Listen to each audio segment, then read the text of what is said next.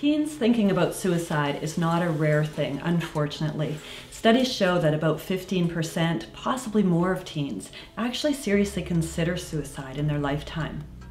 As youth workers, we really need to be aware of what that looks like and how to assess the real danger of risk when kids are talking about suicide. Face it, if you've been a youth worker for any length of time, you've heard the kind of expressions kids use like, "Oh, I just want to die."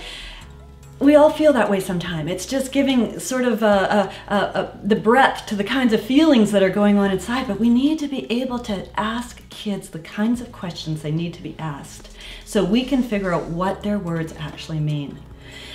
One thing that we need to do first is we need to stop and we need to say, "It sounds like you might be talking about suicide. Is that what you're saying?" I've had people say to me, "You can't ask a kid that, because if they're not thinking about suicide, you're going to put the thought into their mind." That's not true. It's not true. Because if they're not thinking about suicide, they just say to you, "No."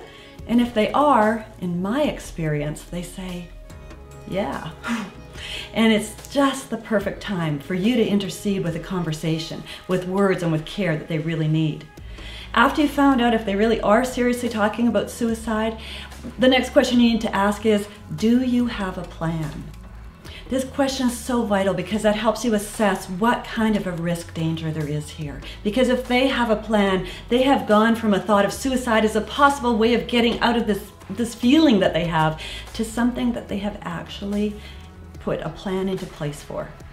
If they have a plan, you need to find out, is it lethal? Do they have the means to accomplish the plan? And is there a possible chance of rescue? Have they planned that into the plan, or have they planned that there be no possible rescue? Because all of those things will help you recognize how serious this risk is. Once you've been able to assess the seriousness of the risk, you will know if this is a situation where you just need to support this kid and walk alongside them and pour some encouragement and just some love into their life, or whether this is maybe someone that you need to set up a 24-hour watch with so they're not left alone for the next while. It might be someone that you need to set up a contract with and you need to say, "Look, I know that you said you're not going to do this tonight, but can you make me a promise that before you do or before you move on any of these plans, you will call me first?" A contract can be incredibly impactful in a kid's life and actually hold them back because they don't want to die. They want to have a reason not to die.